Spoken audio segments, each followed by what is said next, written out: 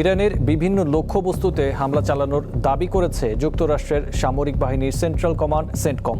লক্ষ্যে নিখুঁতভাবে আঘাত হানতে সক্ষম অস্ত্র ব্যবহারের কথা জানিয়েছে তারা।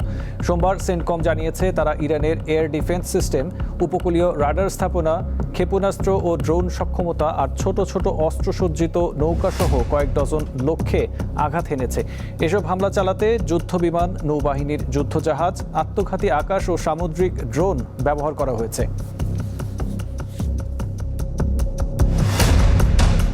থাইল্যান্ডের রাজধানী ব্যাংককের একটি পানশালায় অগ্নিকাণ্ডে অন্তত ২৭ জন নিহত হয়েছে।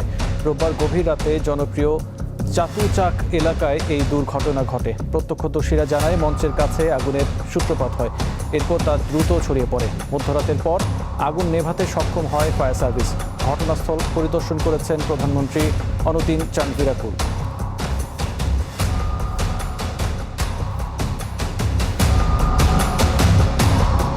আন্তর্জাতিক জুনের শেষ ভাগে রেকর্ড ভাঙা তাপপ্রবাহের ফলে ইউরোপের দেশগুলোতে ১০,০০০-এরও বেশি মৃত্যুর ঘটনা ঘটেছে। যাদের মৃত্যু হয়েছে তাদের মধ্যে ৯,০০০-এরও বেশি মানুষের বয়স ৬৫ বা তারও বেশি। ইউরোপীয় রোগ প্রতিরোধ নিয়ন্ত্রণ কেন্দ্র এবং বিশ্ব স্বাস্থ্য সংস্থা সমর্থিত নেটওয়ার্ক ইউরোমোমো এ তথ্য জানিয়েছে। সংস্থাটির তথ্য মতে এসব মৃত্যুর ঘটনা ঘটেছে ২২ থেকে ২৮ জুনের মধ্যে, যখন ফ্রান্স, যুক্তরাজ্য, স্পেন ও অন্যান্য দেশে দাবদাহ চরমে পৌঁছেছিল। জুনের শেষ সপ্তাহে কেবল ফ্রান্স ও বেলজিয়ামেই বেশিরভাগ মৃত্যুহার রেকর্ড করা হয়েছে। এদিকে অন্য একটি গবেষণায় দেখা গেছে শুধুমাত্র মে ও জুন মাসের তাপপ্রবাহে ইংল্যান্ড ও ওয়েলসে প্রায় ২,৭০০ মানুষের মৃত্যু হয়েছে। এসব মৃত্যুর ৪২% পেছনে দায়ী ছিল তীব্র তাপপ্রবাহজনিত নানা রোগ। বিশেষ করে বয়স্ক ব্যক্তিরা বেশি আক্রান্ত হয়েছেন। বিজ্ঞানীরা বলছেন, জলবায়ু পরিবর্তনের কারণে ঘন ঘন দাবদাহ হচ্ছে আর দিন দিন তা আরও তীব্র হচ্ছে। হরমুজ প্রণালী বিশ্বের জ্বালানি সরবরাহের সবচেয়ে গুরুত্বপূর্ণ সামুদ্রিক পথগুলোর একটি।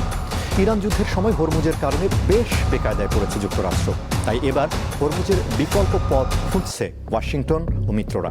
আলোচনায় উঠে এসেছে ৭ দশক পুরনো কিরকুক বানিয়াস পাইপলাইন, যেটি চালু করা গেলে হরমুজ এড়িয়ে সরাসরি ভূমধ্যসাগরে পৌঁছে যাবে ইরাকের তেল।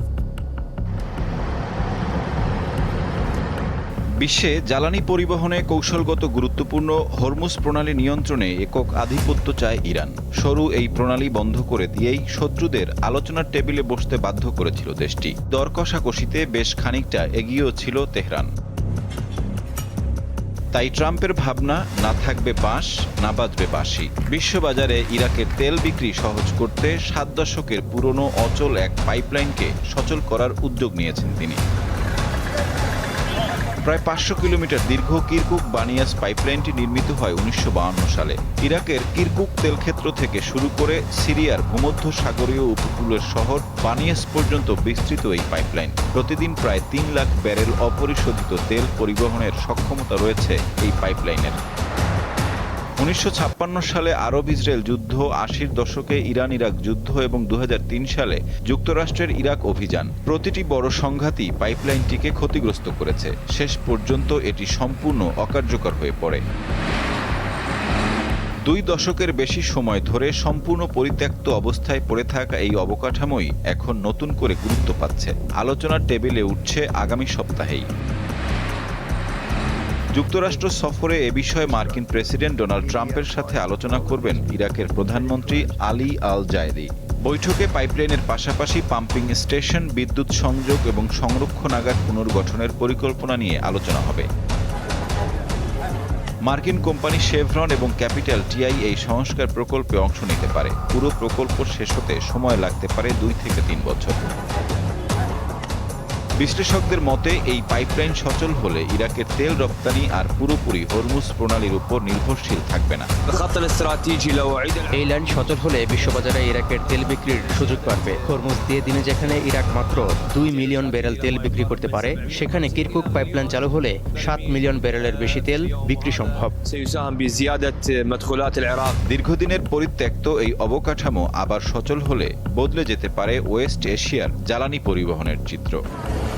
সাইফুর রহমান শিশির, দীপ্ত বার্তাকক্ষ।